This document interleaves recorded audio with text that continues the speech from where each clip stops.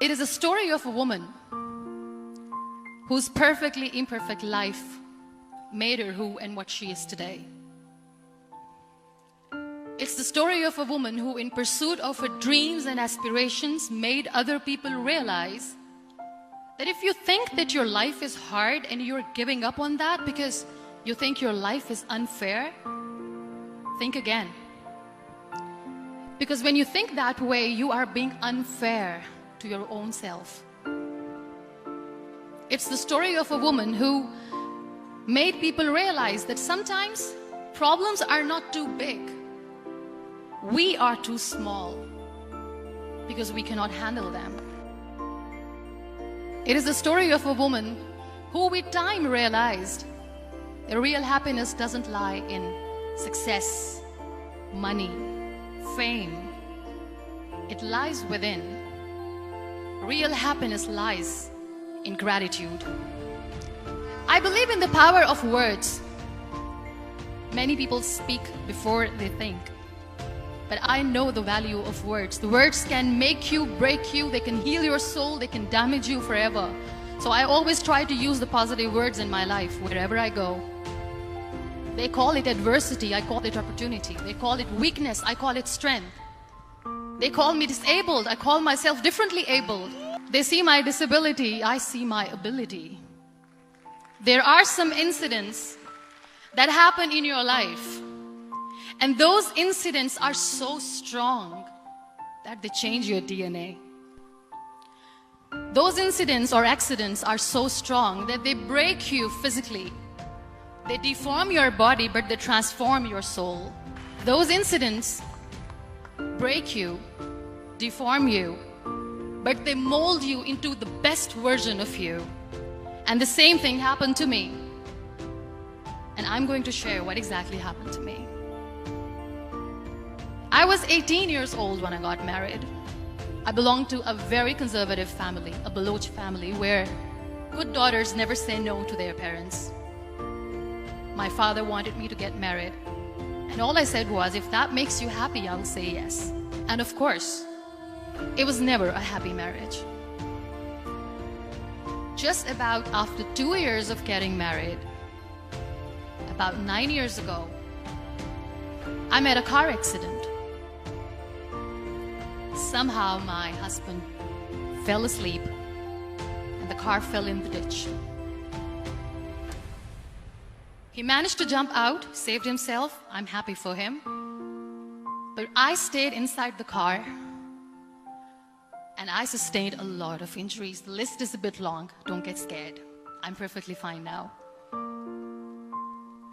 But that injury that changed me and my life completely as a person and my perception towards living my life was the spine injury. 3 vertebrae of my backbone were completely crushed and I got paralyzed for the rest of my life. I finally ended up in a hospital where I stayed for 2.5 months. I underwent multiple surgeries. Doctors have put a lot of titanium in my arm. There's a lot of titanium at my back to fix my back. That's why people in Pakistan call me the Iron Lady of Pakistan.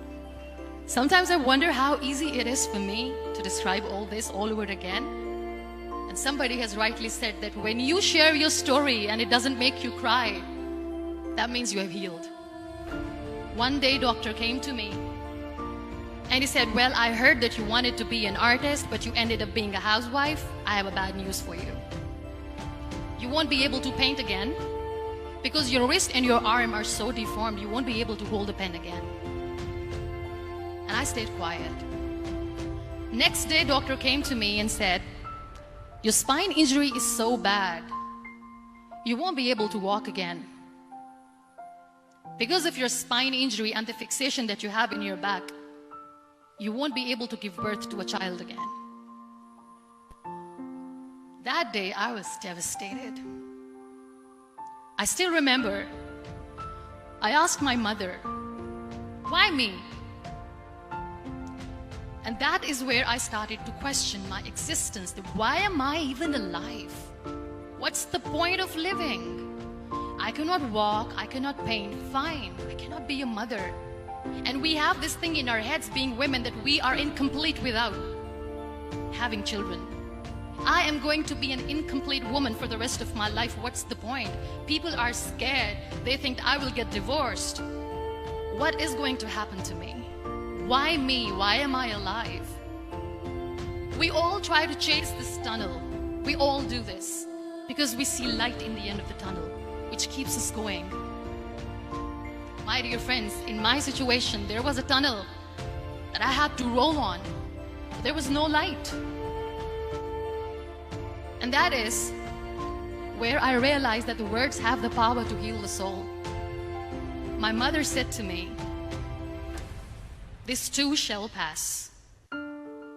God has a greater plan for you. I don't know what it is, but He surely has."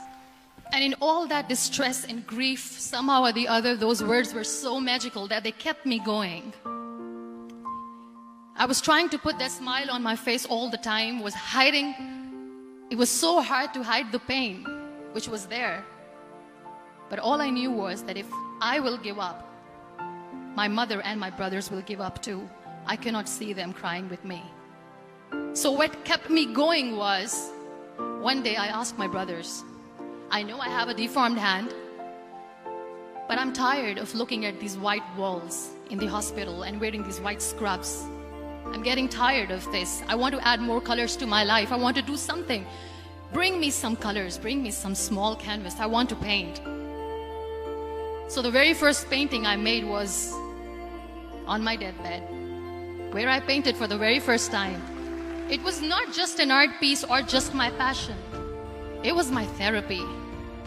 What an amazing therapy it was. Without uttering a single word, I could paint my heart out. I could share my story. People used to come and say, "What lovely painting. So much color." Nobody could see the grief in it. Only I could. That is the time where I realized that the day I'm going to sit, I'm going to share this pain with everyone to make them realize how blessed they are. And they don't even consider them lucky. There are always turning points in your life. You know what? We human beings have a problem.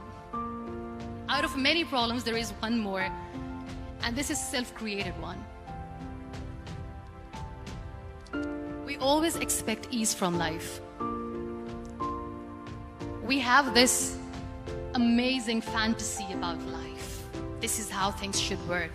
This is my plan. It should go as per my plan. If that doesn't happen, we give up. So my dear friends, let me tell you one thing. I never wanted to be on the wheelchair. Never thought of being on the wheelchair. I was always aspiring to do bigger things, but had no idea that for that I have to pay the price to be where I am today. It's a very heavy price. This life is a test and a trial, and tests are trials are never supposed to be easy. So when you are expecting ease from life, and life gives you lemons, then you make the lemonade, and then do not blame life for that, because you were expecting ease from a trial. Trials make you a stronger, better person. Life is a trial, and with time you realize that. Always remember one thing. On the road to success, there is always we, not me. Do not think that you alone can achieve things. No. There is always another person who is standing behind you, maybe not coming on the forefront, but behind you, praying for you and supporting you. Never lose that person. Never. The woman who made me realize that heroes have no gender. The woman who believed in me even when I was completely at the verge of despair, where everybody left, she was there. And every time I looked at her, without saying anything, she used to look at me and said, "This too shall pass. God has a bigger plan. And one day you will say that, oh my God, that is why God has chosen me." She never cried in front of me. She has always said that there will be haters, there will be naysayers, there will be disbelievers, and then there will be you proving them wrong. My mother, whatever I am today, I'm nothing without her. So when you accept yourself the way you are, the world recognizes you. It all starts from within.